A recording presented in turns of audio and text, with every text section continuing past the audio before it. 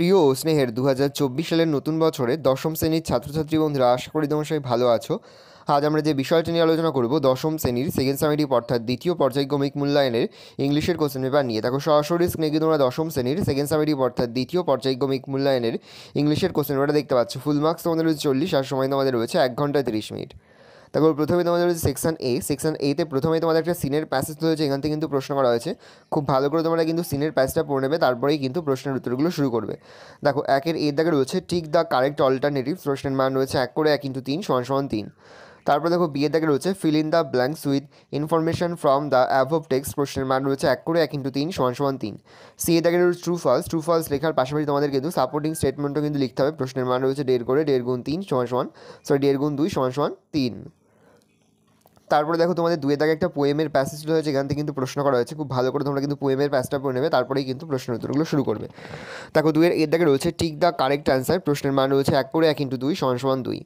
B এর দাগে রয়েছে মোট 2টি প্রশ্ন, প্রশ্নের মান রয়েছে 1 করে 1 × 2 = 2। সেকশন বিতে তোমাদের রয়েছে আনসিনের প্যাসেজ তুলে দেওয়া রয়েছে। খুব ভালো করে তোমরা কিন্তু আনসিনের প্যাসেজটা পড়ে নেবে, তারপরেই কিন্তু প্রশ্নের উত্তরগুলো শুরু করবে।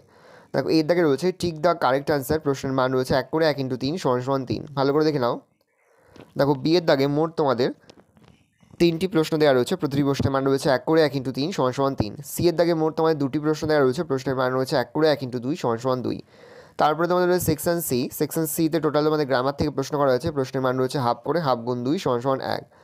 বি এর দাগে মোট তোমাদের 2টি প্রশ্ন দেওয়া রয়েছে, 4টি প্রশ্ন দেওয়া রয়েছে, আর্টিকেল প্রিপোজিশন, প্রশ্নের মান রয়েছে হাফ করে 1/2 × 4 = 2। সি এর দাগে মোট তোমাদের 3টি প্রশ্ন দেওয়া রয়েছে, প্রশ্নের মান রয়েছে 1 করে 1 × 3 = 3। ডি এর দাগে তোমাদের রয়েছে ডু অ্যাজ ডাইরেক্টেড, এখানে মোট তোমাদের 4টি প্রশ্ন দেওয়া রয়েছে, প্রতিটি প্রশ্নের মান রয়েছে 1 করে 1 × 4 = 4। এই ইর দাগে মোট তোমাদের 2টি প্রশ্ন দেওয়া রয়েছে, প্রশ্নের মান রয়েছে 1 করে 1 × 2 = 2। তারপরে তোমাদের সেকশন ডিতে রয়েছে রাইটিং স্কিল, প্রথম তোমাদের রয়েছে প্যারাগ্রাফ রাইটিং, আর পরে তোমাদের রয়েছে লেটার রাইটিং। ভালো করে দেখে নাও, প্রশ্নের মান রয়েছে 7। এই রয়েছে টোটাল তোমাদের সেকেন্ড সামেটিভ অর্থাৎ দ্বিতীয় পর্যায়ক্রমিক মূল্যায়নের দশম শ্রেণীর ইংলিশের কোশ্চেন পেপার। ভালো তোমরা কোশ্চেনটা দেখে নাও।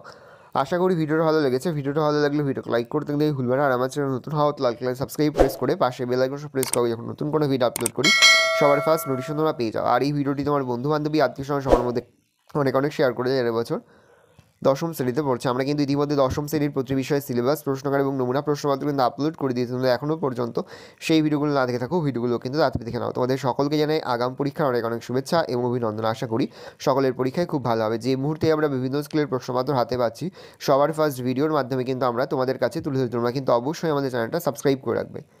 ফলে তোমরা কোশ্চেনটা দেখে নাও।